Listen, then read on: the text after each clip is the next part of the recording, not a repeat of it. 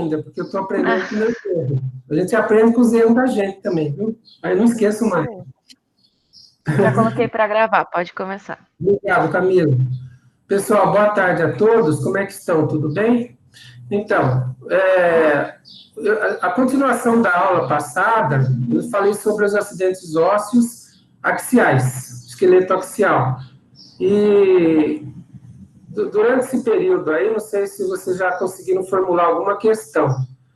E cada aula, então, que eu vou ministrar, vocês procurem formular pelo menos uma questão teórica, que eu já tinha explicado anteriormente, né? Então, hoje eu dou continuidade aos acidentes ósseos do membro superior. O esqueleto do membro superior, então, eu vou mostrar as imagens e comentar no final sobre algumas peças que eu consegui de osso fazer em biscuit. Que eu acho que é uma atividade assim que vocês também podem, não digo fazer agora, né? Mas futuramente vocês podem, é um recurso didático útil para quando vocês não tiverem uma peça anatômica para mostrar para os seus alunos. Vocês montarem a peça anatômica, vamos supor que vocês vão dar uma aula de esqueleto, certo? Uma aula de biologia, não sei. Referente a pessoal, por exemplo, o pessoal do ensino médio, né? Eles têm, vamos supor, vocês vão dar uma aula pessoal do segundo grau, do primeiro grau, a título de curiosidade, vocês podem fazer uma aula sem uso de internet também. Mas isso aí fica a critério de vocês, viu, gente? Aquelas questões, então, que eu falei para vocês, eu já recebi de um colega aí de vocês hoje, e já estou armazenando no meu arquivo, viu? Tudo bem, Camila? Alô? Tudo certo. Ah, então tá bom. Então, eu vou passar, então, o esqueleto cefálico aqui. Se houver alguma dúvida em relação ao roteiro que eu passei para vocês, né, eu procuro sempre dar o roteiro junto com os slides, porque eu sei que são vários acidentes ósseos e a gente pode, às vezes, omitir durante a nossa explicação, omitir algum dado, alguma informação, mas eu fico à disposição de vocês para perguntas depois, se tiver alguma dúvida. Até no final da nossa aula, né, a gente terminar e não falar demais também, vocês poder acompanhar melhor esse PowerPoint, essa aula que eu preparei. Vocês estão vendo aqui nessa imagem, aqui meu peito, né, onde vocês têm aqui uma parte do esqueleto do tórax que eu fiz em biscuit. Eu coloquei até no grupo de anatomia lá, que eu tenho, né, que a Camila também faz parte. Quem quiser fazer parte do grupo de anatomia, fique à vontade também. É só pedir para eu escrevê-lo no grupo, né? Que fica livre acesso a todos. Então, eu fiz esse molde de esqueleto aqui, mas essa já é uma aula passada, né? Esqueleto axial, que é o esqueleto do tórax, uma parte dele, as cartilagens e externo. Nós vamos prosseguindo agora com o membro superior. Aqui. Então, os ossos da cintura do membro superior compreendem aqui a escápula e a clavícula.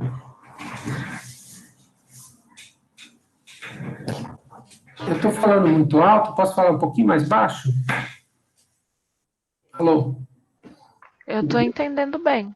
Ah, tá. Não, é que eu, de repente, estou falando muito alto, mas eu vou falar um pouquinho baixo para não atrapalhar aqui o pessoal aqui do lado da minha casa.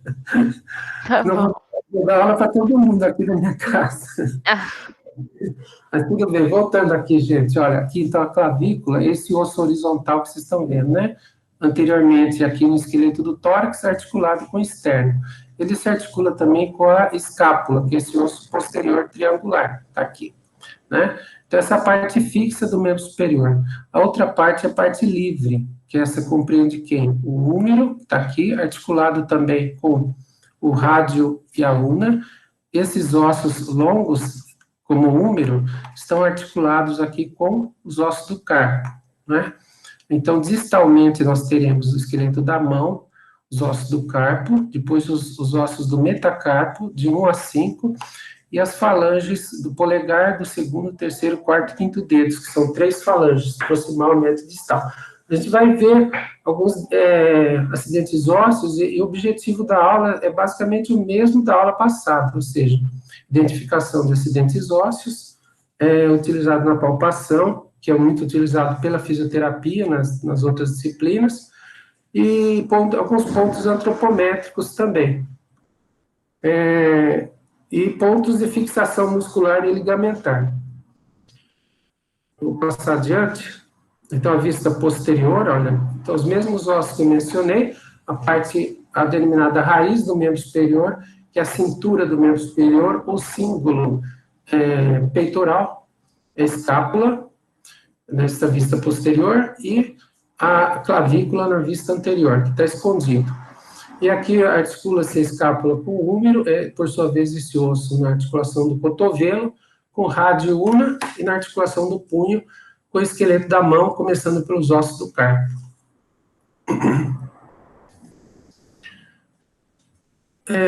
Então, lá no laboratório de anatomia, vocês podem ver, tem um esqueleto assim, né? Espero que isso aconteça em breve, né? Que a gente está ansioso pela volta à aula prática. Mas, enquanto isso, eu tirei essa foto de lá do laboratório, onde se vê aqui o mesmo esqueleto, a coluna vertebral, né? Faz parte do esqueleto axial, aqui o esqueleto do tórax, né? Esqueleto axial, depois a raiz do membro superior, clavícula e escápula, né? Em seguida vem o húmero, aqui o membro superior direito, húmero, e aqui o esquerdo, né? Húmero, rádio, una, os ossos carpais, metacarpais, as falanges. Lembrando que as falanges são 2 para o polegar e 3 para o dedo 2 até o 5º dedo, que é o dedo mínimo, né? Então, 3 falanges, proximal, média e distal. No polegar, somente proximal e distal. Então, a partir da vista posterior, então, a gente vai observar a clavícula. A clavícula é um osso horizontal, né? Na posição anatômica. Nessa face superior, nós observamos 2 extremidades. Uma extremidade external, logicamente se articula com o externo, formando a articulação externo-clavicular, e a outra extremidade acromial, se articulando com o acrômio da escápula, formando a articulação acrômio-clavicular. Essas articulações são sinoviais, isso é mais para uma aula de articulações, mais futuramente, tá? E o que nos interessa ver é alguns acidentes ósseos, além dessas 2 extremidades. Entre as 2 extremidades existe um corpo, que você vê tem esse aspecto sinuoso. A palavra clavícula significa pequena chave, significado de clavícula. Provavelmente vocês vão ver estruturas que têm terminação ulo ou ula. Ulo no masculino e ula no feminino. A clavícula é feminino, né? Então, todos esses que têm essa terminação ulo ou ula são ossos que são diminutivos. Então, pequena chave, porque tem um aspecto parecido com uma chave de abrir porta, né? E a ula significa chavezinha, né? Uma chave pequena. Deu para entender, gente? Depois vocês mandam a conversa aí no chat ou no meu e-mail para a gente entender alguma dúvida ficar. Então, na face inferior da clavícula, aqui já posicionei aqui minha seta, né? As mesmas extremidades aqui, external e acromial. E o corpo da clavícula apresenta-se com estruturas que parecem reentrâncias, né? E algumas chamadas sulcos também. E essas reentrâncias formando uma linha chamada trapezoidea, aqui na direção à escápula, e a outra em direção ao externo, impressão do ligamento costoclavicular. E a linha trapezoide também é para fixação de ligamento, chamado trapezoide. Um outro ligamento chamado conoide se fixa aqui no tubérculo conoide, tá? E aqui no corpo da clavícula é possível observar um sulco do músculo subclávio, onde se insere o músculo do mesmo nome. Então, essas fixações musculares aqui são vistas aqui embaixo, na vista superior, aqui os vários músculos que se inserem na clavícula, vista superior. Então, o que está em azul aqui é a inserção, que vocês vão aprender esse conceito na aula do sistema muscular, que corresponde à inserção chamada distal, ou inserção móvel, aquela que movimenta o osso onde se fixa esse músculo esquelético. E trapézio, deltoide. Então, o vermelho corresponde à origem, que é o ponto fixo do músculo. Já estou até adiantando essa aula de sistema muscular aqui. Mas a gente vai ver isso mais para frente, gente. Vou passar a próxima imagem. Então, nós temos aqui a escápula, vista anterior, a clavícula se articulando com a escápula no acrômio, tá? E a articulação glenohumeral, ou seja, da cavidade glenoidal da escápula com a cabeça do húmero, que é esférica, arredondada, né? Então, primeiramente, aqui também, o que está em vermelho corresponde à origem muscular, nesta região da escápula chamada fossa subescapular, e aqui em azul a inserção de músculos na margem medial da escápula e no ângulo superior ou no ângulo inferior, que a gente vai mencionar nos próximos slides. Então, aqui isolado, uma escápula, onde nós podemos observar uma saliência, aqui chamada de espinha da escápula. A espinha separa essa face posterior da escápula em duas áreas, são duas depressões, a fossa supraespinal, acima, a fossa infraespinal, abaixo. A escápula, por ser um osso triangular, apresenta também ângulos, ângulo superior, ângulo inferior, então de cima superior, inferior abaixo. E o outro ângulo é voltado para a articulação com a cabeça do húmero, que é a cavidade glenoidal. Então, a espinha da escápula que eu mencionei, além de dividir as duas fossas superior e inferiormente, supra e infraespinal, apresenta uma projeção lateral que se articula com a clavícula. Essa projeção aqui é chamada de acrômio. Acrômio, ok, pessoal? Em seguida, vocês vão ver também que então, a cavidade glenoidal, em vista lateral, é mais fácil de entender. Então, a escápula, ela apresenta, então, a vista posterior, aqui as fossas, né? A espinha da escápula. A espinha da escápula é um local de fixação do músculo. O músculo trapézio, por exemplo, se insere aí. E essa projeção acrômio, além de fixação de músculo, também constitui um ponto antropométrico, chamado ponto acromial, que é a parte mais alta do ombro, né? Aqui nessa pontinha.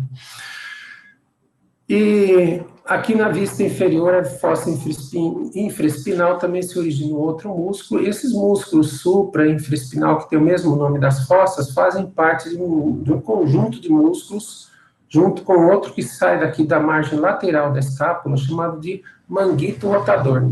Então, esses músculos estão pintados aqui em vermelho, tá? A origem deles. Em azul vai ser no húmero a fixação desses músculos. Tudo bem? A inserção no húmero, que é o ponto móvel no músculo.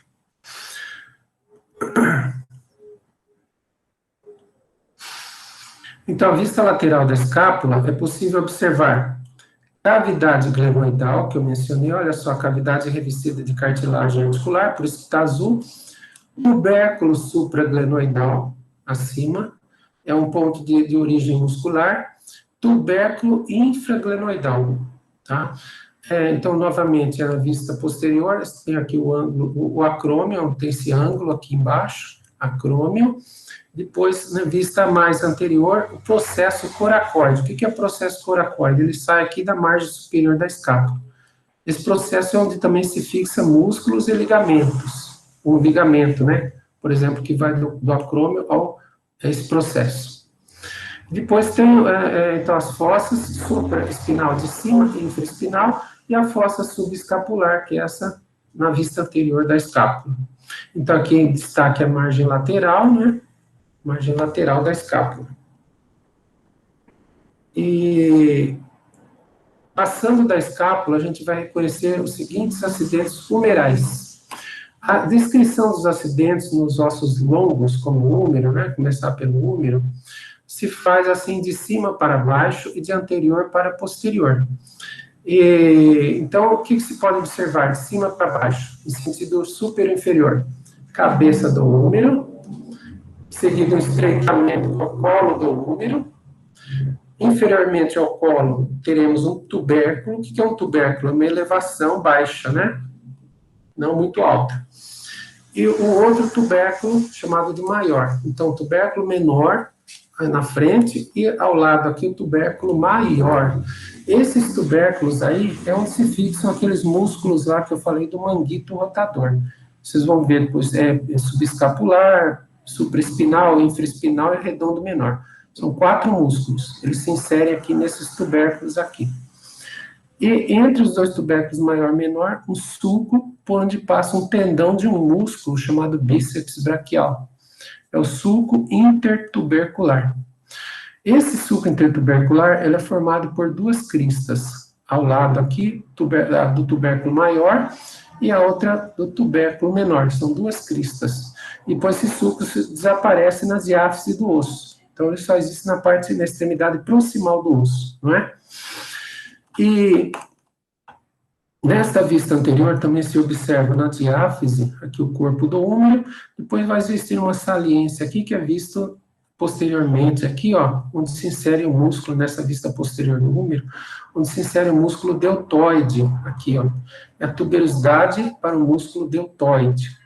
A saliência não é fácil de localizar, nem sempre é visível. Mas está aqui bem no terço médio do osso, bem na região central da diáfise. Em seguida, o corpo do húmero se estende até em direção ao cotovelo, né, para formar a articulação do cotovelo. Então, essas estruturas aqui inferiores, onde nós observamos, está em cartilagem azul, é cartilagem articular, onde vai se articular com a una e com o rádio, una medialmente e rádio lateralmente.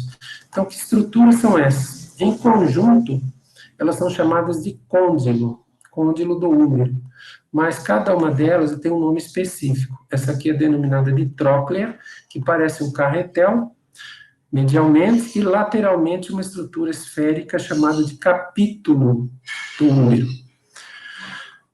Ao lado e acima do côndilo formado por essas 2 estruturas vão existir saliências onde se fixam ligamentos. E esses ligamentos, mas principalmente as saliências ósseas, chamadas de epicôndilos, são facilmente palpáveis no vivo.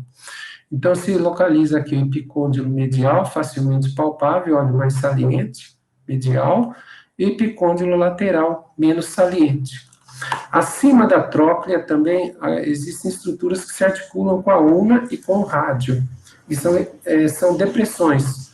A chamada fossa radial, acima da tróclea, e acima do capítulo, a fossa coronoidea. Por que tem esses nomes, radial e coronoidea? Porque a cabeça do rádio, que vem logo em seguida na articulação, ela vai se aproximar na flexão do cotovelo, se aproximar dessa fossa radial.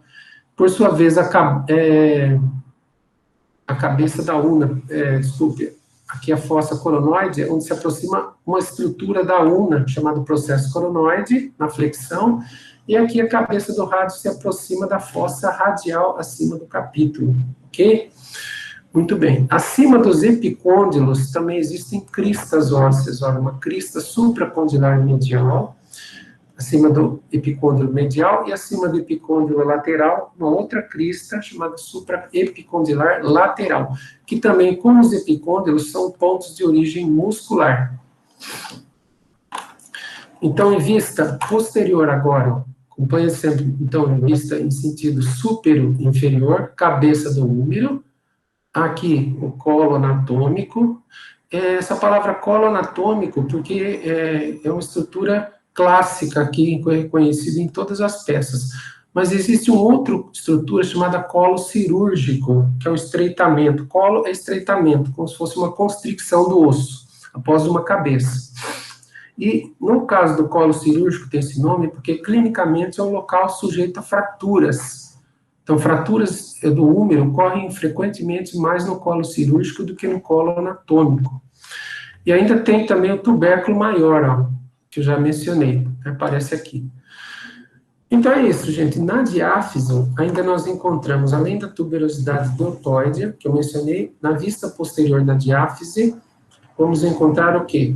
o sulco do nervo radial, que é esse sulco que percorre obliquamente aqui em sentido médio lateral, de medial para lateral e para baixo. E vai descendo assim obliquamente, por onde passa um nervo chamado radial, né? Sulco do nervo radial. E aí vocês têm aqui as margens do osso, né? Formando as cristas supraepicondylares e finalmente os mesmos epicôndilos que eu já mencionei. Então, um destaque se faz atrás do epicôndilo medial, vai existir um outro sulco onde passa o nervo ulnar, chamado de sulco do nervo ulnar. Posteriormente, acima da tróclea, aqui, ó, o capítulo não é visto, né, não é observado nesta vista. Posteriormente, a tróclea, e acima vai ter uma escavação. Ó. Então, aqui a tróclea, e acima, a fossa do olecrano. Por que olecrano? Porque é uma estrutura da una que se encaixa na extensão do cotovelo, vai se encontrar nessa fossa aqui, fossa do olecrano. Vou prosseguindo aqui, gente, depois a gente falando já do rádio e da una. Então, nós temos cabeça do rádio, o osso de cima para baixo, na vista anterior, e essa vista aqui do rádio anterior, e nesta vista aqui, pela margem interóssea do osso, ou seja, a margem voltada para, aqui no antebraço ao lado, nós temos o rádio, né? Então, essa voltada para medialmente em direção à una. Então, essa vista aqui é medial, tá? Então, você acompanha aqui nesse antebraço, os dois ossos, rádio, depois a una. Então, nós temos aqui a cabeça do rádio. A cabeça do rádio é onde se articula com a una, através dessa circunferência articular, e também uma outra depressão superiormente na cabeça, chamada fóvea articular. Embaixo da circunferência articular vai existir um estreitamento, olha, pescoço, como se fosse um pescoço, né, chamado de colo do rádio. Também um local sujeito à fratura. Inferiormente ao colo, vai existir uma saliência chamada tuberosidade do rádio. Essa tuberosidade é importante como ponto de inserção muscular, né? Não deve ser esquecido isso aí. Quando falar em bíceps braquial, vai lembrar facilmente, nunca vai esquecer dessa tuberosidade aqui, eu creio, né? Que é um músculo bastante conhecido. E, então, aqui nós teremos a margem interóssea, nesta vista anterior, e na vista medial aqui, onde aparece essa saliência aqui, separando também as faces na diáfise do osso. Depois, essa margem vai desaparecendo distalmente, na extremidade distal, até dar lugar aqui a uma incisura ulnar. Por que a incisura ulnar? Porque, embora está no rádio, ela se articula com a una, com a extremidade distal da una, mais precisamente, a cabeça da una, com a sua circunferência. O restante do rádio, na extremidade distal, apresenta aqui uma espíncula óssea, uma projeção pontiaguda aqui, olha, chamada de processo estiloide. Então, esse aqui é chamado processo estiloide, nessa vista medial. Esse processo estiloide e o restante da extremidade distal do rádio tem uma face articular chamada de carpal, para se articular com a fileira proximal dos ossos do carpo. Vou tomar uma água enquanto muda aqui. Que osso é esse, então, gente? É a una, né?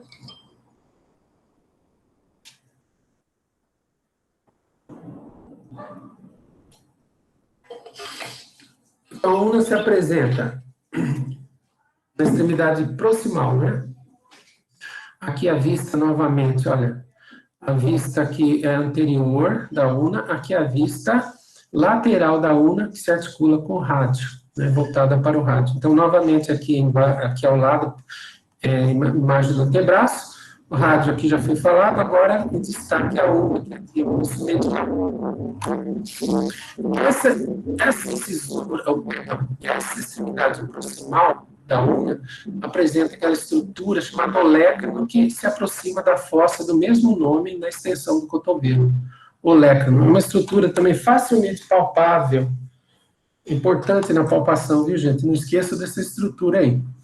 O olecrano, ele tem um local de fixação também de músculo, que é o músculo tríceps braquial, e outro ponto também de fixação muscular e que se corresponde a essa articulação úmero-ulnar, vai ser chamado processo coronoide. Então, o que está revestido em cartilagem, aqui forma a articulação úmero-ulnar, onde existe a incisura troclear, que se encaixa na tróclea, né? E a continuação da incisura troclear, aqui voltado para o rádio, para a cabeça, é chamada de incisura radial. Então, nessa vista aqui dá para ver melhor, né? Inferiormente, então, a esse processo, essa ponta, chamado processo coronoide, que se aproxima da fossa coronoide, que eu mencionei, na flexão do cotovelo, vai estar aqui localizada uma tuberosidade de fixação muscular, a tuberosidade da ulna, correto? Entre outros acidentes aqui, nesse epífise proximal da ulna, vai existir uma projeção aqui chamada de crista, onde o músculo se origina, crista do músculo supinador, tá? Tem esse nome. Em direção aqui ao corpo, ou diáfise da ulna, é possível observar, além das margens, uma margem voltada para a margem interóssea do rádio, é chamada margem interóssea da ulna.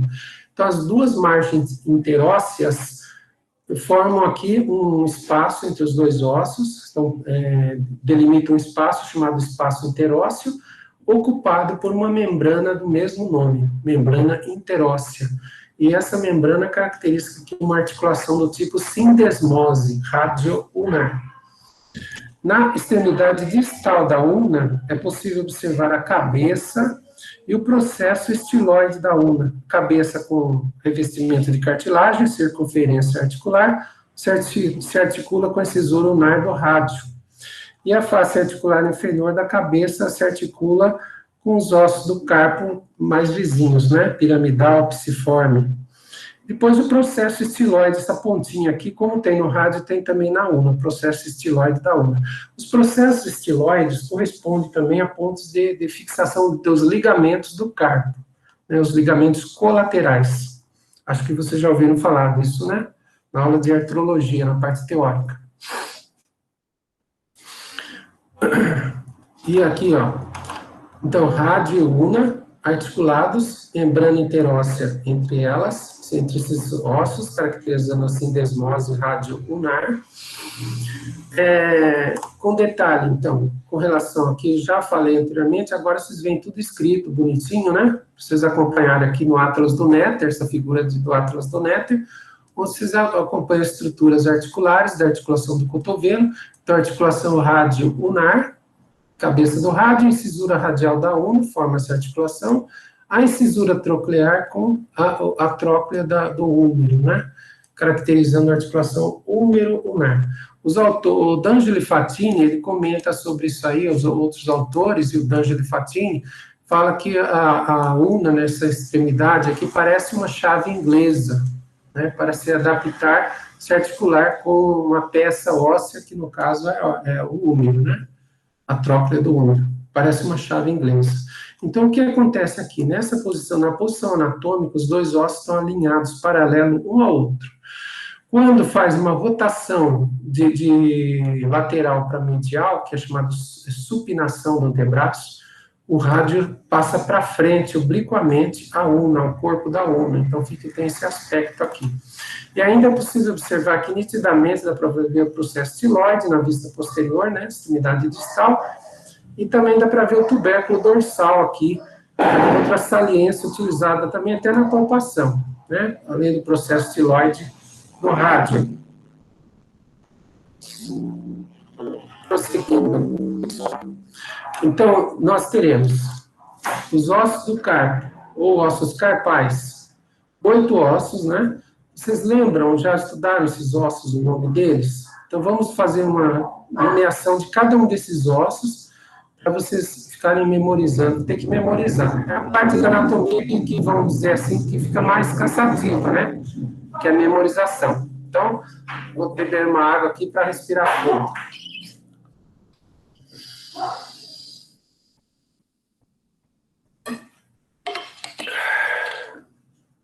Muito bem. Então, a fileira proximal nós vamos ter de lateral para medial. Por que de lateral para medial? Porque o primeiro dedo da mão é o polegar. Depois vem o dedo 2, correspondendo, então, aos ossos do metacarpo também numerados de 1 até 5, né? Então, aqui nós temos o polegar, indicador, médio, anular e o mínimo. Então, de lateral para medial, os ossos carpais correspondem à fileira ou cadeia proximal, escafoide, semilunar, piramidal, piciforme. Distalmente, vamos encontrar ossos tipicamente curtos, como trapézio, trapezoide, capitato, amato. Vejam que a palavra amato também se refere a um osso que apresenta um processo semelhante a um gancho. Nesta vista não está presente. Gancho tem um nome sinônimo de âmulo. Então, o amato, antigamente, ele era denominado de osso uncinado ou unciforme, porque a palavra uncus significa gancho. Então, nós teremos aqui a fileira distal, os ossos trapézio, trapezoide, capitato e amato. E assim também as articulações aqui, olha, na vista posterior do rádio, processo estiloide, face articular carpal, depois aqui a una, cabeça da una e processo estiloide. Então, nós podemos entender nesta vista anterior, ou palmar, do esqueleto da mão, aqui incluindo também rádio uno, punho, quais são os ossos da fileira proximal? Escafoide, com alguns detalhes, tubérculo, né? Face articular, para se articular com rádio, escafoide. Então, a palavra escafoide lembra uma canoa, um osso que parece uma canoa, ou um barco, né? Também alguns autores chamam esse osso parecido como esquife, por isso a palavra escafoide vem de esquife. O que é esquife? É caixão de defunto. E aqui o semilunar em forma de meia-lua, meia-lua, lunar. Depois o piramidal em forma de uma pirâmide triangular, com base triangular. Depois o piciforme, que em forma de ervilha, esse osso bem arredondado. Esse osso piciforme é importante para a fixação do músculo flexor lunar do carpo. Vocês vão ouvir falar dele. E no tendão de inserção do flexor, esse osso fica imerso nesse tendão. Então, ele é considerado também um osso sesamoide, além da patela, né?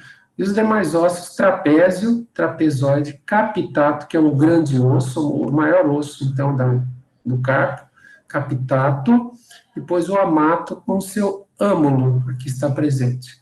Depois as articulações, então, as articulações intercarpais, entre os ossos do carpo, entre a fileira proximal e a fileira distal, depois da fileira distal com os ossos metacarpais. Quais são eles? De lateral para medial. Primeiro, segundo, terceiro, quarto, quinto. Cada osso metacarpal apresenta também uma extremidade proximal chamada de base, e o restante é o corpo, depois finalmente a cabeça para se articular com a falange proximal.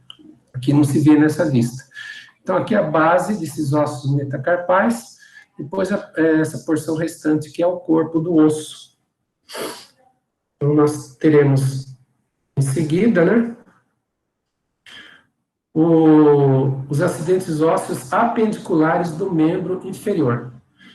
Os mesmos referentes àquela aula de esqueleto cefálico, os mesmos objetivos, coluna, tórax e membros inferiores. Então, estudar quais são os principais acidentes utilizados na palpação, alguns que são usados para a antropometria, então, acidentes ligados à fixação de músculos e ligamentos. Prosseguindo, pessoal. Então, ossos da cintura do membro inferior. Como no membro superior tem uma raiz, a raiz do membro inferior, que é a parte fixa, é o quadril. Então, é chamada cintura do membro inferior. Os 3 ossos do quadril, que a gente vai ver adiante.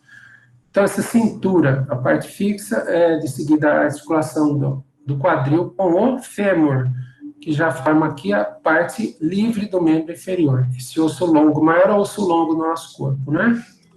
Nesta vista anterior do nosso esqueleto, que é o que tem lá no laboratório de anatomia. Aqui tem a patela, esse osso aqui curto, que apresenta ser também envolvido quase que totalmente pelo tendão do quadríceps. A patela, o osso sesamoide, né? e depois a patela faz parte do osso da coxa, junto com o fêmur. Então, a articulação da extremidade distal com a proximal do fêmur, com a proximal da tíbia, forma a articulação do joelho, mais a patela. Depois, a articulação da tíbia com a fíbula, articulação tíbio-fibular. E depois, os dois ossos, com ossos longos, com os seus corpos respectivos, se articulam distalmente com os ossos do tarso ou tarsais, que são 7 ossos. Então, lembrando que os ossos carpais são 8 ossos, os tarsais são 7 ossos. Os 7 ossos tarsais não formam aquela fileira proximal e distal característica no esqueleto da mão. Um pouco diferente. Mas aqui depois a gente vai reconhecer cada um pelo seu nome. Depois dos ossos tarsais, formam-se as articulações, então a articulação do tornozelo, essa aqui, chamada de talo crural, depois ou tibiotársica, as articulações entre os ossos do tarso intertarsais, depois tarso-metatarsais, os ossos metatarsos também de medial para lateral são 5 ossos, são ossos longos. E cada osso distal aos metatarsos são as falanges, proximal e distal no hálux, proximal, médio e distal do segundo até o quinto dedos.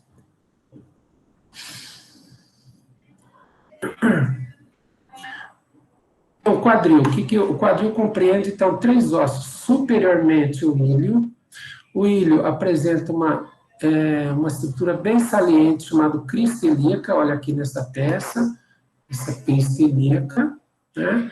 E todos os acidentes, então, relativos ao ilho, embora a maioria, vamos dizer assim, tem o nome ilíaco, ou ilíaca.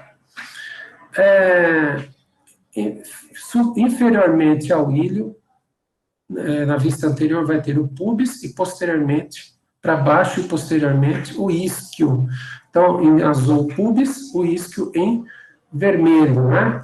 E aqui uma cor natural, o ilho, aqui o maior osso, então, do quadril vai ser o ilho, que é um osso tipicamente plano, mas os demais ossos são irregulares, pubis e isquio, né? Tipicamente irregulares. O que chama a atenção de acidente ósseo, que eu já mencionei aqui, é a parte mais alta da crista ilíaca, chamado ponto ilho-cristal, é um ponto antropométrico, ilho-cristal. Inferiormente, vai ter uma abertura aqui que está limitada pelo isquio-pubis, né, pubis e isquio, chamado de forame obturado. E uma escavação nesta vista lateral, aqui, olha, está sombreado aqui, uma parte mais funda, que é a fossa, né, uma escavação, que é chamada de acetábulo. O acetábulo é a estrutura articular que vai receber a cabeça do fêmur naquela articulação do tipo o quê? Chamado de esferoidea.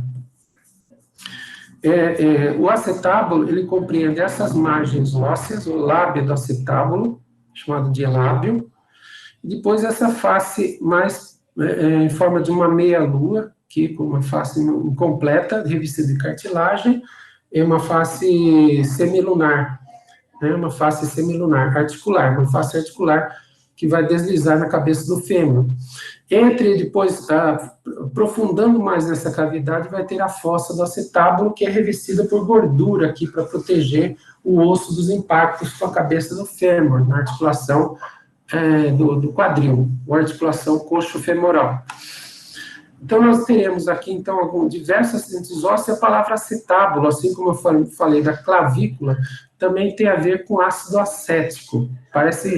Parece brincadeira, mas ácido acético é vinagre, né?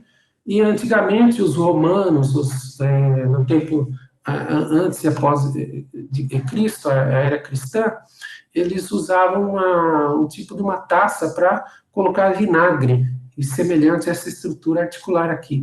E o vinagre contém ácido acético, né? E essa taça passou a ser chamada de acetábulo, ou vasilha que contém o vinagre, acetábulo, para temperar o alimento, né?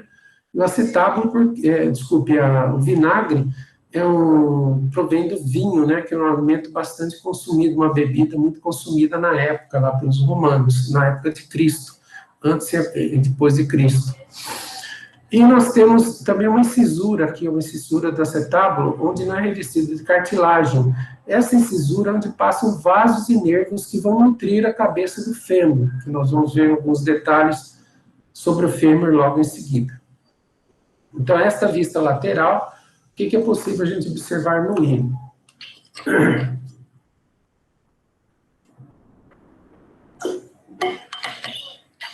É possível observar essa face, chamada face glútea, com três linhas glúteas.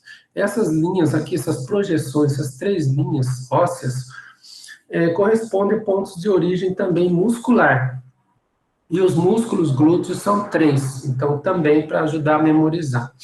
Nós vamos deixar para uma aula do sistema muscular isso aí. Aqui, a parte posterior também da crista ilíaca, aqui, ó. Então, você acompanha assim de cima para baixo, você vê aqui uma projeção óssea posteriormente e outra anteriormente.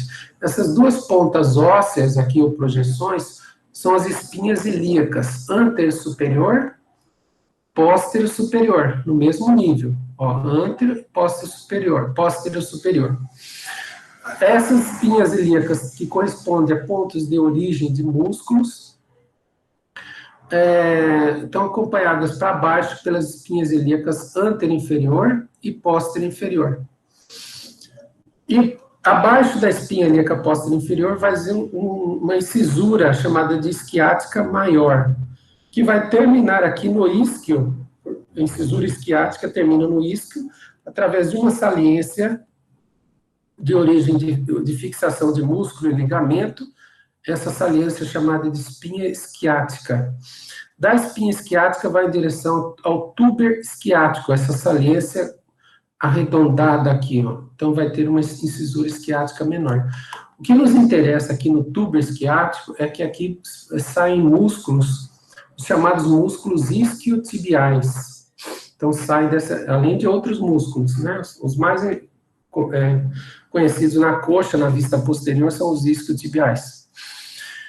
Assim como o forame obturado, também a sua margem corresponde à origem de músculos do mesmo nome, músculos obturadores. Então, no pubis, nós vamos também ter saliências como tubérculo púbico, de origem muscular, e o ramo superior e o ramo inferior do pubis se unem ao ramo do isquio, fechando, então, formando o arco isquio-púbico.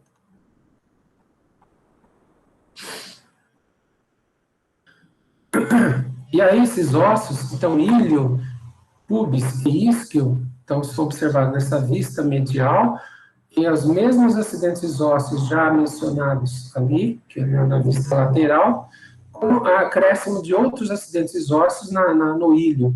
Em vez da face glútea, lateralmente e medialmente, nós temos uma outra face que é mais aprofundada, chamada de fossa ilíaca. Então, essa aqui é a fossa ilíaca, local também de origem do músculo do mesmo nome.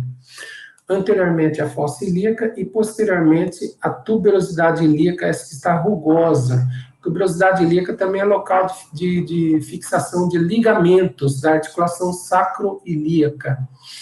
E inferiormente à tuberosidade ilíaca, vamos encontrar aqui uma área de articulação, da articulação sacroilíaca, uma articulação sinovial plana aqui, chamada de face auricular.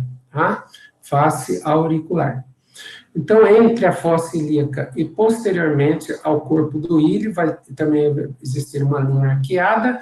Essa linha se continua com a linha pectínea já no pubis, chamado de linha pectínea, de origem de músculo do mesmo nome, linha pectínea. E o forame obturado, que já dá para ver bem aqui também, formado pelo ramo superior, ramo inferior do isquio, e o ramo do pubis, mais o ramo do isquio, com o tuber isquiático. O tuber isquiático é essa aliança onde vocês estão apoiados agora quando se sentam. Eu acredito que estão todos sentados nos seus bancos ou cadeiras confortáveis, né? Mas essa aliança aqui dá para ser sentida, não só pela palpação, mas quando vocês se apoiam, vocês apoiam a região glútea no assento da sua cadeira. O pubis, ele apresenta aqui um corpo esse corpo do púbis, nessa vista medial, tem uma face articular, chamada face sinfisial, porque forma a sínfise púbica, que é uma articulação fibrocartilaginosa, onde existe um disco de fibrocartilagem entre os dois ossos púbicos. Essa união entre os ossos púbis, isco e ilho, também após o nascimento, é onde vai existir uma cartilagem que se ossifica, então, por sinostose, desapareceu aqui no quadril adulto, né? No jovem. Aí, finalmente, o fêmur, né, que eu prometi para vocês, olha só. O fêmur corresponde a uma extremidade proximal, cabeça do fêmur, na vista anterior, olha a cabeça, assim como o húmero tem a cabeça, olha a cabeça globosa, esférica, que se articula com o acetábulo, formando a articulação do quadril ou coxo femoral. A cabeça do fêmur, ela é toda revestida de cartilagem, exceto numa área aqui, vocês estão vendo fóvea da cabeça do fêmur, aqui na vista anterior, na vista posterior, é onde não revestido por cartilagem, porque é que se prende um ligamento, é o chamado ligamento da cabeça do fêmur, que tem origem também do acetábulo, depois vai em direção a essa fóvea. E o estreitamento após a cabeça do fêmur é o colo do fêmur, local esse de comum ocorrer fratura em idosos ou pessoas que sofrem de osteoporose. Aqui eu já cliquei um pouco, deixa eu voltar aqui, pessoal, espera um pouquinho. Isso, voltando. Então, aqui, olha, o colo é o local onde penetram vasos e nervos, ali pela incisura do acetábulo.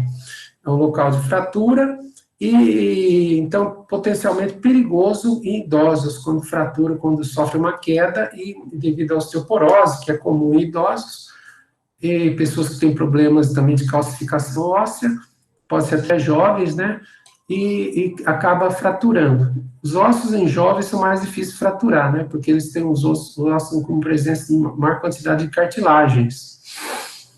E depois, na epífise proximal do fêmur, é possível ver uma saliência de fixação muscular chamado ponto trocantérico, ponto antropométrico, que é a parte mais alta do trocânter maior, que está aqui, ó. E esse trocânter maior, nessa vista posterior também, olha só, como é bem desenvolvido. O trocânter é uma projeção em forma de um quadrado, quase, né? Quadrilátero. Mas é um local importante de fixação muscular e de palpação também, da anatomia palpatória.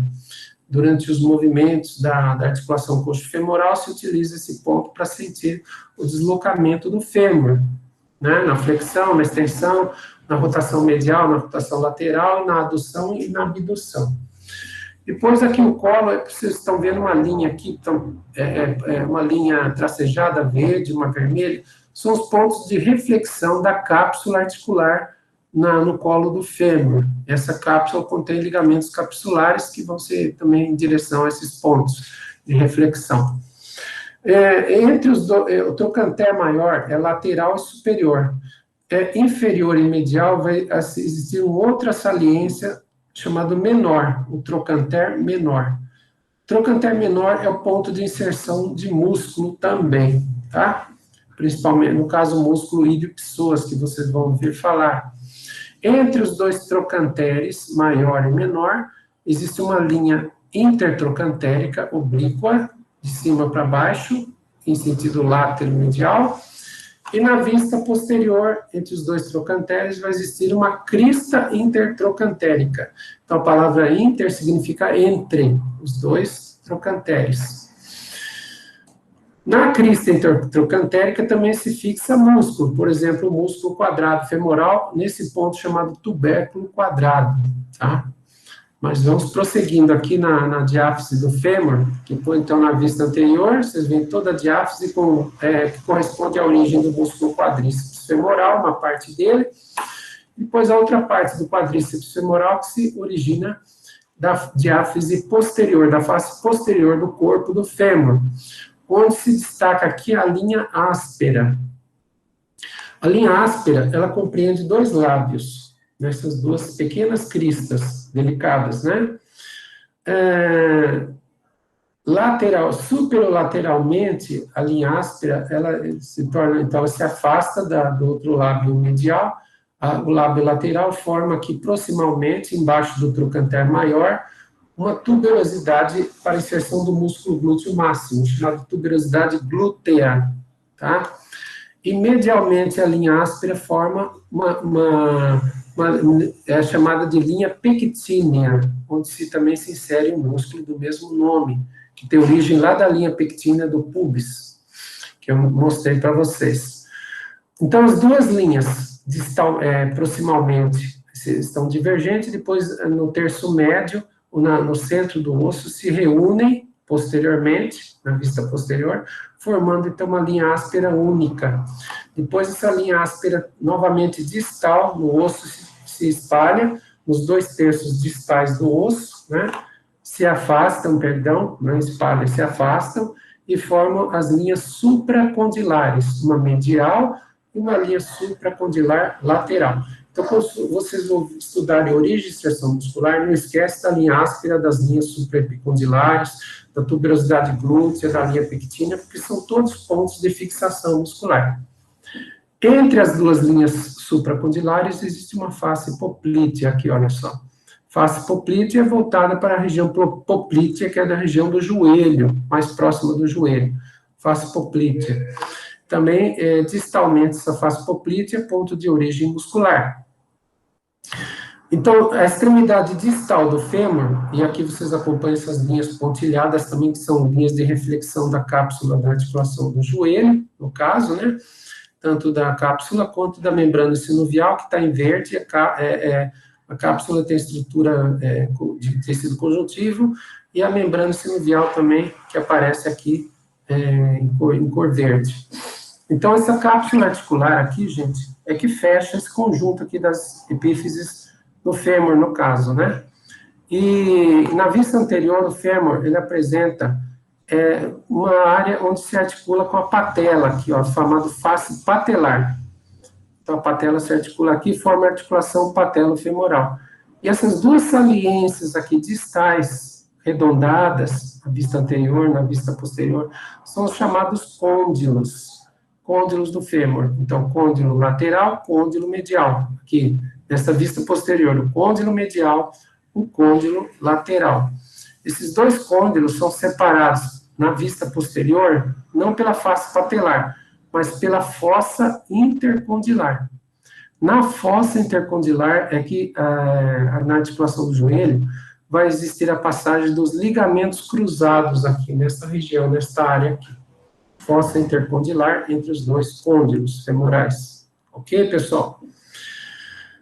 E acima dos côndilos femorais vão existir saliências para fixação de ligamentos, que também são utilizados na palpação, como os côndilos são palpáveis. E esse mais facilmente palpável porque não são estruturas articulares, são estruturas ligamentares para fixação dos ligamentos colaterais. Epicôndilo lateral e epicôndilo medial. O epicôndilo medial acima do côndilo medial. O lateral acima do côndilo lateral. No epicôndilo medial, que vocês veem que é mais projetado medialmente, porque o fêmur tem essa angulação característica, né? Em que os epicôndilos do fêmur direito com o esquerdo se aproximam. No epicôndilo medial, acima dele vai existir um tubérculo para fixação muscular do mesmo músculo chamado addutor magno. O addutor magno se insere aqui. Então, é chamado tubérculo do adutor. Bom, gente? Então, é isso aí, gente. Eu procurei falar basicamente tudo que eu sabia de fêmur, né? Mas fiquem com o roteiro que eu passei para vocês, viu? Não vão ficar se detalhando, se perder muito nas minúcias. Então, na patela, o que nós podemos observar? A face anterior da patela, ela é rugosa, com esses sulcos em sentido vertical. Em todos os ossos é possível observar orifícios, como aqui na patela. São por esses orifícios que penetram vasos sanguíneos. Então, são chamados forames nutrícios. Então, a patela compreende esse osso, a face anterior, e a região da base acima, as margens acompanhando a base, margens da patela, e o ápice da patela aqui, essa ponta, inferiormente, voltado para a tíbia. E aqui nós teremos, então, base da patela, na vista posterior, a face articular, que é a face posterior, depois o ápice da patela, novamente, não revestido por cartilagem articular que tem na face, aqui, né, articular. Então, vocês têm uma noção da patela na posição anatômica, aqui tem o membro inferior, com o osso aqui pintado em amarelo, né, e esses dois ossinhos aqui que estão, é possível observar as duas faces. Na palpação, se utiliza essa face anterior e o ápice e a base para ser palpável, né, que são facilmente palpáveis. Vamos lá, gente. Então, continuando a tíbia, na vista anterior, tíbia e fíbula. Qual é o nome da articulação? Tíbio fibular proximal, entre os dois ossos aqui, acima, e tíbio fibular distal, compreendendo essas duas projeções aqui na extremidade distal. Então, na vista anterior, a tíbia e a vista posterior aqui, e a fíbula na vista posterior aqui. Então, quais são os acidentes ósseos que chamam a atenção nessa imagem aqui?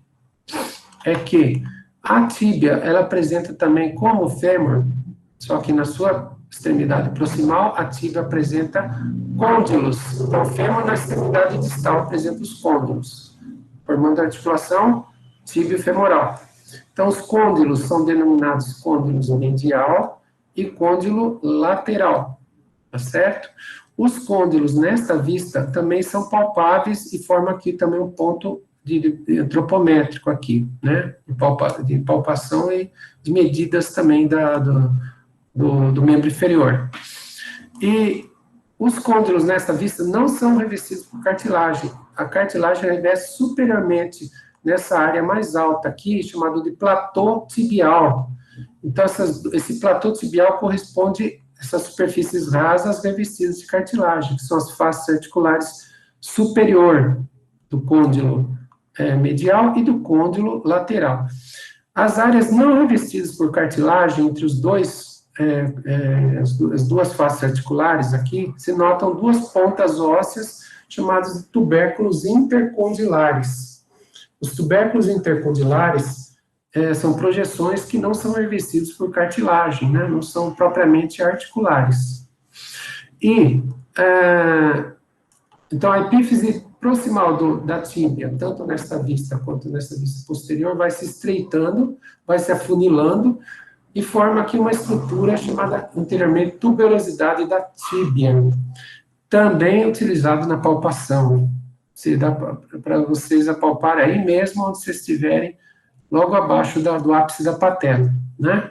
É onde se fixa o ligamento da patela, que une a patela à tíbia, ligamento da patela. E depois a tuberosidade da tíbia, além de ser fixação também de músculos, se continua na margem anterior tibial, essa margem aqui, ó, margem anterior tibial, que separa a tíbia em duas faces, medial e lateralmente, né? E a margem anterior também é um local de ponto de ligação de músculo, né? Também facilmente palpável. Se nota que tanto a tíbia quanto a fíbula apresenta margens, e uma das margens que existem tanto na tíbia quanto na fíbula é a margem interóssea, onde se prende a membrana interóssea, como existe também no antebraço.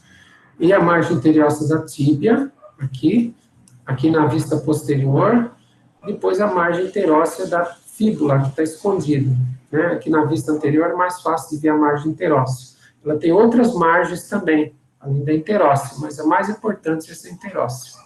Essa membrana interóssea, assim como entre o rádio e a ulna, também, nos ossos da perna, é um local também de origem de músculos, né? Que deverão ser vistos mais para frente.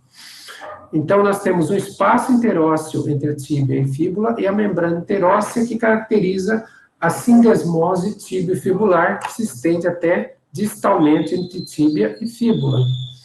E distalmente na vista inferior, se nota aqui maléolo medial, olha só essa projeção, a palavra maléolo significa semelhante à cabeça do martelo. maléolo medial, essa projeção, e depois o maléolo lateral na extremidade distal da fíbula, essa projeção que parece um formato de uma colher, né? Mas também a cabeça de um martelo. Na minha opinião, seria mais parecido com uma colher. Portanto, essas faces, esses maléolos utilizados na palpação, são pontos antropométricos também, que delimitam a estrutura, que se articulam também com as estruturas do talos, né? Ou melhor, se articulam com os ossos tarsais, começar pelo talos, né, que será visto mais à frente. Então, entre os dois maléolos, o medial e o lateral, existem as faces articulares que vão se encaixar com o talos logo aqui. Então, existe a face articular inferior da tíbia e a face articular do maléolo lateral, correspondente à fíbula, né? Maléolo lateral. Então, espero que vocês não esqueçam de lembrar que cada acidente tem o seu osso específico, né? Maléolo tem na tíbia e tem na fíbula, assim como o processo tiloide tem no rádio e tem na ulna. Gente, mas eu estou falando até bastante, né? Estou falando até demais, mas eu acho que vocês vão conseguir dar conta aí. Agora são 3 horas e 6 minutos. Eu estou quase acabando a aula, viu, gente? Vocês podem respirar fundo, a gente fica livre para conversar um pouco melhor. Eu acho que o computador não vai dar problema no som, graças a Deus não deu, né? A gente pode ter mais uma conversa sobre aquelas peças que eu estava montando em biscuit. E aí dá mais tempo para vocês formularem uma questão a partir da aula de hoje, né? Se é que vocês conseguirem entender alguma coisa. Não entendendo, gente, o que eu peço para vocês? Procurem a literatura. Eu passei para vocês o livro do Angelo Fatini, passei o Atlas do Netter, né, para colorir, e tem o Atlas do Netter também online, dá para vocês baixarem na internet. Eu sei que tem alguns Atlas que estão bem antigos, né, mas que dá para utilizar sem problema, seguindo o roteiro que eu passo para vocês.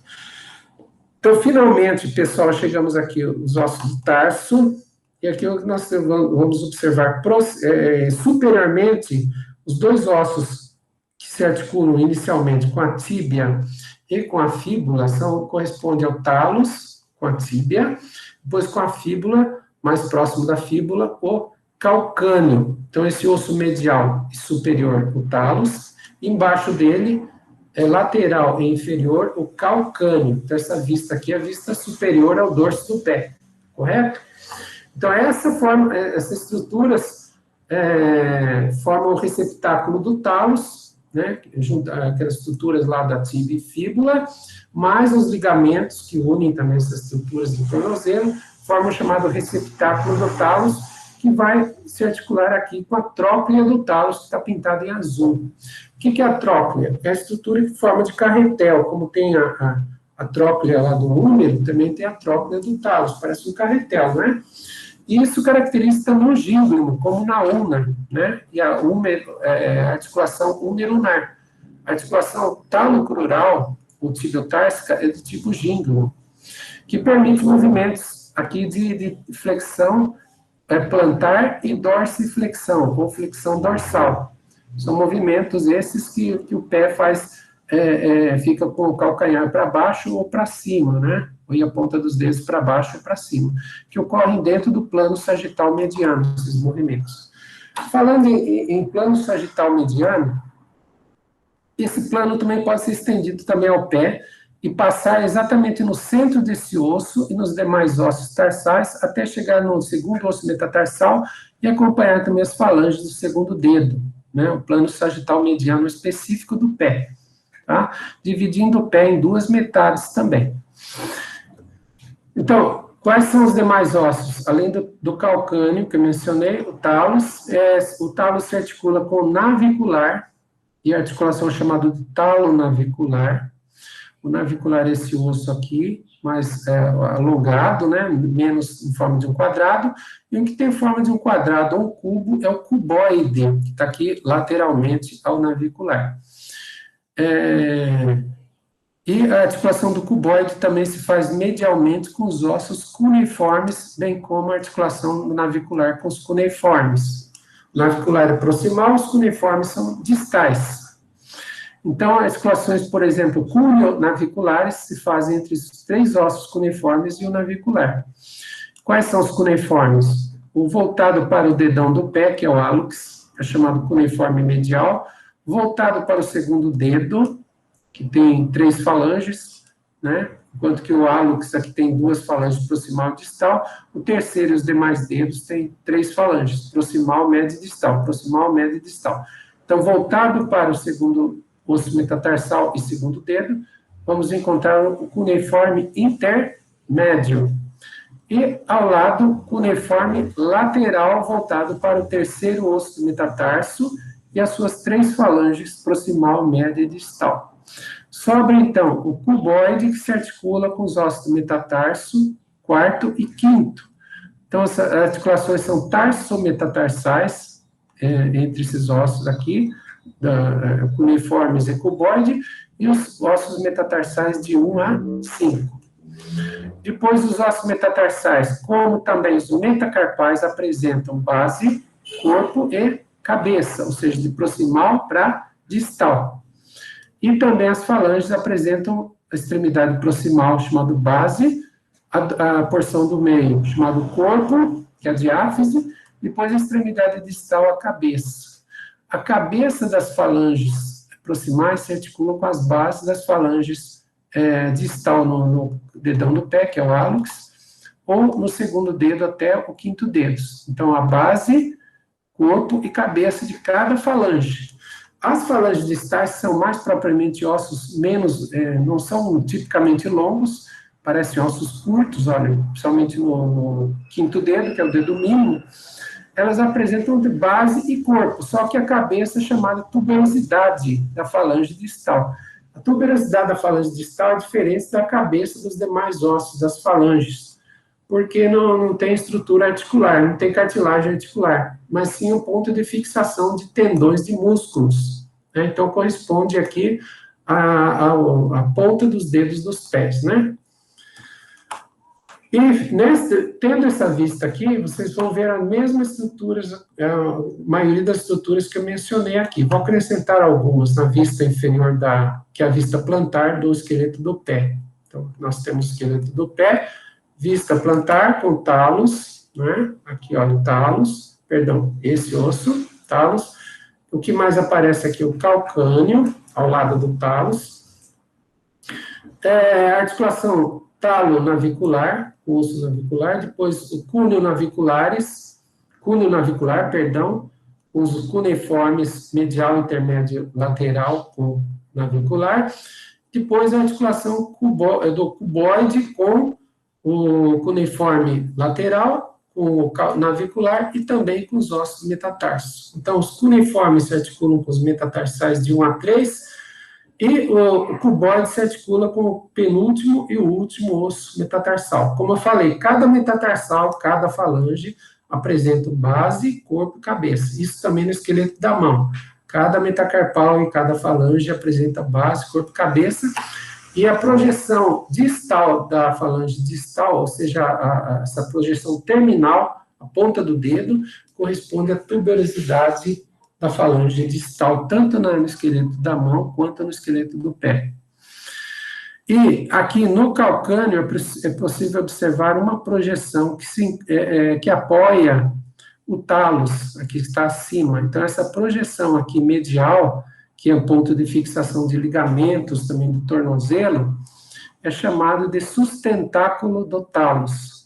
Enquanto que essa outra projeção que se apoia no solo aqui, ó, que dá para ver umas faces onde se fixam também músculos, o músculo tríceps sural, por exemplo, é chamada tuberosidade do calcâneo. Tuberosidade do calcâneo, essa aqui, não é?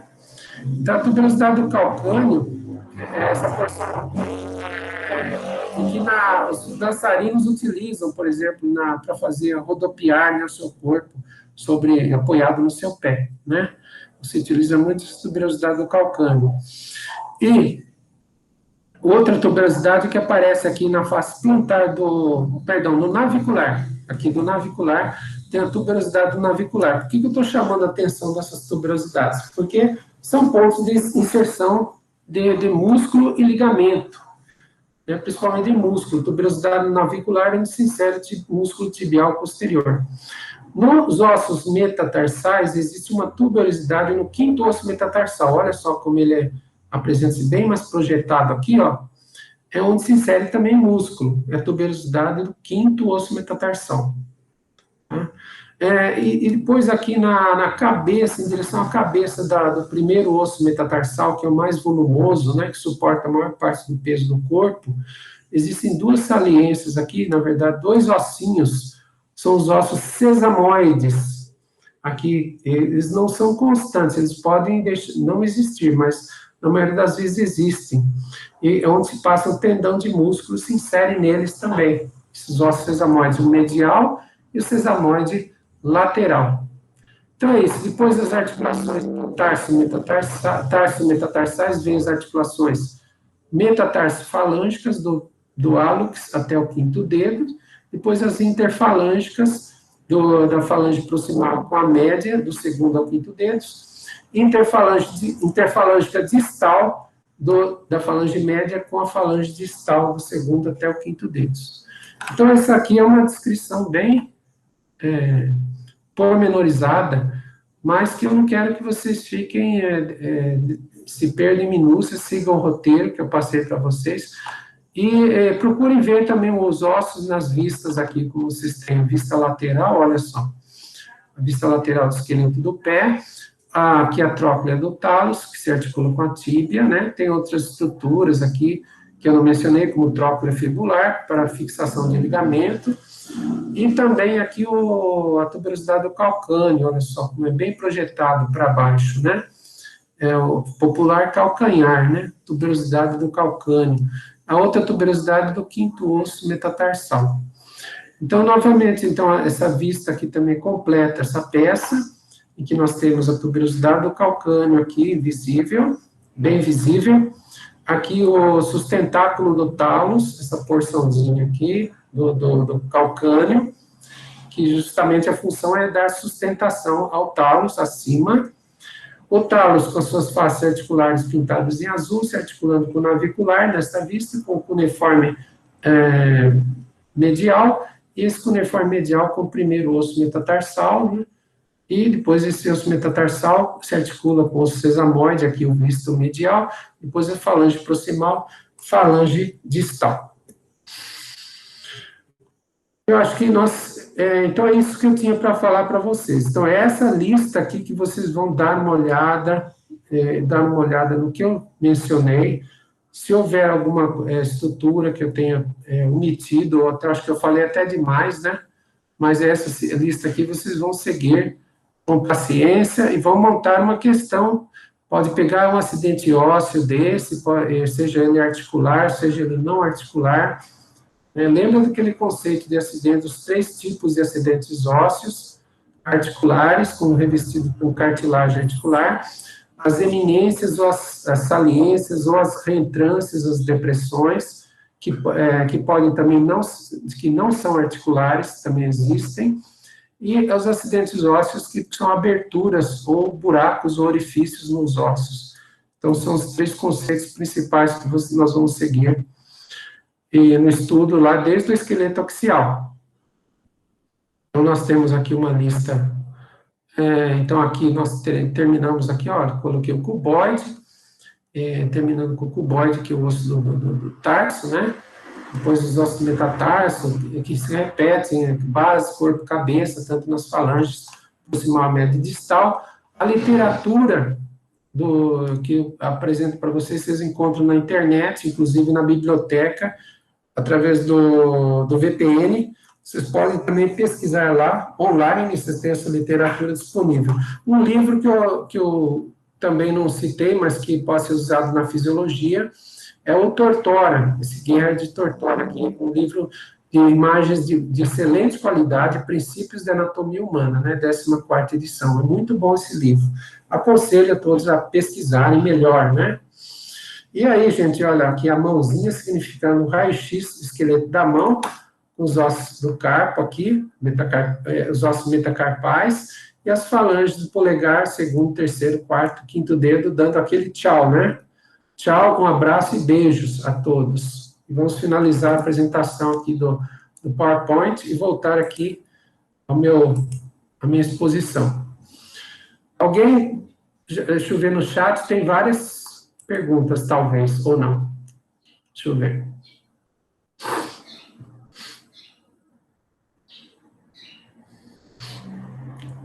Alguém Camila, falar alguma coisa? Deixa eu ver. O Maurício está perguntando aqui, né? Depois o Gabriel também. Maurício, então a pergunta diz assim, no quadril você tem o ponto biilíaco, que é entre as duas cristas ilíacas. Depois você tem a distância intertrocantérica, que é entre os trocantérios maiores do fêmur direito e esquerdo. Então, Maurício, eu não vou dar nomenclatura, né, se é ponto biilíaco. Existe o ponto chamado ilho cristal, tá?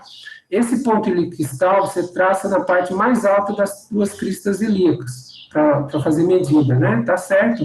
Não vou, né, entrar em maiores detalhes, mas depois vocês vão ver que existe trabalho sobre pontos antropométricos, existem livros que você poderá também encontrar mais dados sobre isso, tá bom? Então, boa colocação a sua, boa participação. Ilho cristal, viu, Gabriel? É isso mesmo. Então, o pessoal dando ok aqui, ó, tô vendo a Beatriz, a Marina, a Amanda, a Renan, Eduarda, Nicolas, Isadora, Natália, Gabriel, Theo Muniz e a Camila, se puderem dar o ok de vocês para a gravação, né?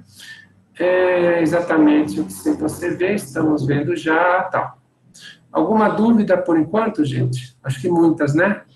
Mas é isso, no começo, a gente fica um pouco assustado com os nomes, mas à medida que vocês vão se familiarizando, já tiveram uma grande quantidade de informações na aula passada, dá para vocês entenderem várias coisas aí.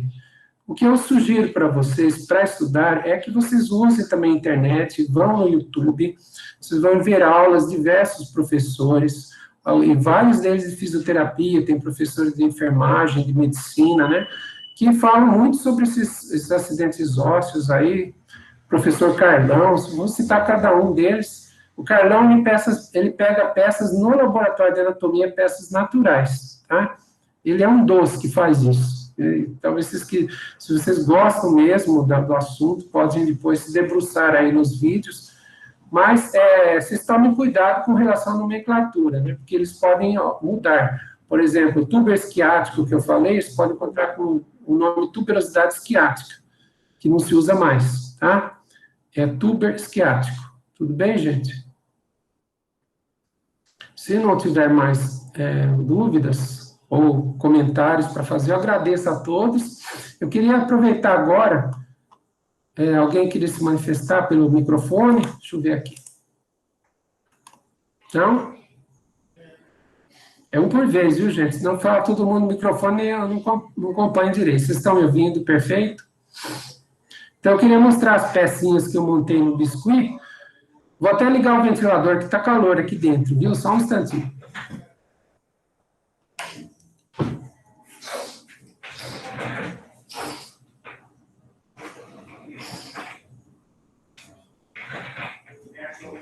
Pessoal, olha, aqui, ó. O que é isso aqui que eu montei? Vou tirar aqui esses anteparos aqui, feito de papel alumínio. O que é isso aqui? É a escápula, né? Que vista que é essa escápula aqui? É a vista anterior, né? A vista anterior é... O que eu fiz aqui, gente? Eu pintei a escápula, deixa eu pegar aqui um estilete, um lápis mesmo, ó. Eu pintei aqui preto e azul, né? Olha só a vista lateral da escápula. Aqui a cavidade glenoidal, em azul. Essa região aqui da escápula, aqui, em preto, eu não dei o nome para vocês no roteiro, mas chama de cabeça da escápula. Tem cabeça e colo. E aqui tem uma parte pintada em verde claro, que vocês podem ver aqui, ó, deixa eu posicionar bem. Essa porção aqui é fixação de músculo, é um ponto é uma saliência, chamada tubérculo supraglenoidal. Então, recapitulando, né, o que eu falei. Tubérculo infraglenoidal. Então, supraglenoidal, infraglenoidal, tá? Cavidade glenoidal. Esse azul aqui. tá? Aqui, olha, em vermelho, a margem lateral da escápula. A minha mão está encostando, os dedos aqui estão encostando nessa área aqui, que é a fossa subescapular, ok? Aqui, acompanhando aqui a margem superior da escápula. Essa margem superior da escápula aqui, nesta vista, termina nessa projeção aqui, chamada de processo coracoide, que está pintado em verde, processo coracoide da escápula. Enquanto que do outro lado aqui, ó, vai ter o acrômio da escápula. Tudo bem? Acrômio, processo coracoide. Então, você tem outra pintura. Essa daqui é feito com tinta, tinta de tipo guache, né? Tinta guache ou têmpera guache. Aqui vocês têm aqui a pintura também da margem lateral da escápula, que está, então, em vermelho a margem lateral, é ponto de fixação muscular. Também as fossas, né? Aqui tanto a fossa infraespinal, fossa supraespinal. Aqui a espinha da escápula em azul, tá certo? Então, observamos aqui esse ponto amarelo que corresponde ao ângulo superior da escápula, que vai até o ângulo inferior, passando pela margem medial da escápula. Ângulo inferior da escápula. Tudo bem? Esses pontos aqui, então, na escápula, é usado também nas medidas de distanciamento ou relações desses ossos com as costelas e processos espinhosos das vértebras torácicas. Então, por exemplo, aqui, ó, no ponto de fixação da espinha com a margem medial da escápula, tem um espaço triangular aqui, uma área triangular aqui, em azul, que corresponde a aproximadamente a ponta do processo espinhoso da terceira vértebra torácica. Aqui o ângulo superior corresponde ao processo espinhoso da primeira vértebra torácica, enquanto que o ângulo inferior da escápula corresponde ao processo espinhoso da sétima vértebra torácica. Então, são pontos de reparo quando se faz palpação tanto da escápula, o indivíduo na posição anatômica, por exemplo, está em cima da maca, você posiciona ele, relaxa os membros, deixa ele bem tranquilo ali, e tenta localizar esses pontos e fazer correspondência com os processos espinhosos das vértebras torácicas, tá certo? E, bom, eu vou pegar mais uns ossos aqui. Esse daqui eu fiz um esqueminha aqui da clavícula, olha só. Essa vista aqui é a vista, só que está inverso aqui. Estou vendo aqui como se fosse um espelho, né? Está tudo escrito invertido aqui. A clavícula apresenta duas extremidades, uma extremidade external e uma extremidade acromial, essa aqui. Essa aqui é a vista superior da clavícula, a clavícula direita, tá certo? Aqui pintado em azul, tubérculo conoide. Aqui em vermelho corresponde a um ponto de origem do músculo deltoide, é o tubérculo deltoide, certo? Então, as faces articulares das extremidades pintadas aqui diferentemente, né? Depois, esse osso aqui, ele também eu coloquei no grupo aí de anatomia, né? Quem quiser participar também, fica à vontade. E também, se não me engano, eu coloquei no grupo de WhatsApp da sala de aula, tá? Coloquei esse vídeo aqui, mostrei essa clavícula, e aqui só para completar aqui eu fiz mais alguns ossos, que é a mandíbula, aqui a vista anterior da mandíbula, você vê que parece um osso em forma de U, letra U, ou ferradura, né? E aqui vocês podem observar que isso aqui eu pintei hoje mesmo. Aqui, essa ponta aqui, essa saliência muscular, se fixa o músculo temporal, então chamado processo coronoide, tá? Da mandíbula. Esse outro processo aqui é chamado processo condilar. Ele tem duas superfícies, uma superfície articular pintada em azul e a outra que corresponde à cabeça da mandíbula. A parte mais estreitada da cabeça da mandíbula também é chamada de colo, que é sujeito também à fratura, né? Nas fraturas da mandíbula, o colo que se fratura, que é a área mais estreita, né? Se fratura com mais frequência. E aqui também nós temos, então, o processo coronoide, essa área pontiaguda, e todo o restante está pintado em amarelo da mandíbula, é chamado de ramo da mandíbula. E o que está a porção horizontal pintada em branco é chamado corpo da mandíbula. Vendo essa ponta aqui pintada em vermelho, é utilizado no ponto antropométrico, que é utilizado na palpação, é chamado protuberância mentual, certo? O outro ponto antropométrico, aqui pintado em verde, ó, vocês veem aqui, esses dois pontos antropométricos de cada metade da mandíbula, é chamado de ângulo da mandíbula, tá certo? O restante é a margem inferior da mandíbula, ou base da mandíbula, tá? Então, tudo isso aqui é a face externa da mandíbula, incluindo a protuberância mentual, mento é queixo, né? E aqui tem dois foramezinhos pequenos aqui, chamado forame mentual, de cada lado. Essas estruturas aqui, onde se implantam as raízes dos dentes, chamados de alvéolos dentais, olha só os alvéolos dentais, ok? E depois, internamente, a mandíbula também apresenta o quê? O ramo, aqui em amarelo, com suas projeções do processo condilar, processo coronoide, e também o corpo, pintado em branco, onde se destaca aqui a estrutura chamada linha milioidea, onde se origina o músculo milioide. O Gabriel está travando aí, né, Gabriel? O Gabriel está com problema na recepção da imagem. Mas depois, se houver mais alguma coisa, viu, Gabriel? A gente passa o e-mail para mim, tá? Ou pelo WhatsApp, qualquer coisa, me dá um alô, viu? E aqui, olha, essa estrutura aqui é onde se fixa um ligamento, desculpe, um músculo que se prende ao ocioide, chamado músculo genioide. Então, essa estrutura chama-se espinha mentual. A espinha mentual, aqui na face interna do corpo da mandíbula. Então, tudo que é mentual é queixo.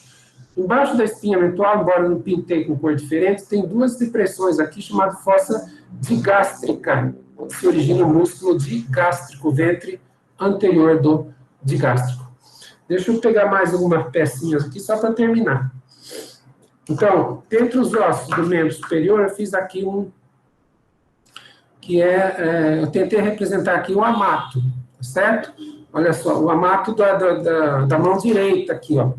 Então, o amato da mão direita, aproximadamente aqui, deixa eu posicionar. Tá? O amato da mão direita tem essa parte pintada em vermelho, posicionar mais assim, é chamado de âmulo do amato. Deixa eu ver aqui, sim. Âmulo do amato, tá certo? Então, dentro aqui da palma da minha mão, esse âmulo é palpável, você acompanha aqui a diáfise do quarto osso metacarpal aqui para baixo, em direção à base da mão, e você sente uma estrutura mais rígida, que é essa aqui, chamada de âmulo do amato, né? E aqui tem também patelas, olha só, patela que eu fiz em biscuit, essa ficou melhor. Essa aqui não ficou tão boa, não. Essa aqui eu fiz em durepox. Essa patela aqui em durepox não ficou muito boa, não. Essa ficou melhor que a patela esquerda. Essa aqui é a patela direita. Essa é em durepox aqui. Então, a patela esquerda, lembrando que está pintada aqui a face anterior da patela, olha só as rugas que apresenta. Devido à presença do tendão do quadríceps, as fibras produzem essas rugas, essas depressões, assim. Dá para sentir na palpação também. A base acima, base, onde se insere o tendão do quadríceps femoral, principalmente o músculo reto femoral. E aqui o ápice, essa área pintada em verde, né? E depois aqui as margens não estão pintadas, está em branco, as margens da patela. E depois o que está pintado aqui é a face articular, em uma parte em vermelho e uma parte em laranja, que tem uma desigualdade das superfícies dessa face articular, que dá uma diferença de peso, inclusive. Né? Uma área mais pesada, aqui está pintado mais em laranja, em que a patela tem uma tendência para cair desse lado. Desde que você posicione aquela técnica que eu havia falado em vídeo, no YouTube, você posiciona o ápice da patela para o observador, né, no caso de vocês, e a base para mim, para o meu lado, aqui a base da patela. Então, você deixa a patela cair de um lado para o outro. Você percebe que se ela cair mais para o lado esquerdo, ela vai ser daquele lado lá. Então, aqui cai para o lado mais do lado esquerdo, é a patela esquerda. É isso que eu tinha para falar, gente. Já são 3 horas e 34 minutos. Eu estou um pouco cansado também, mas estou à disposição de vocês.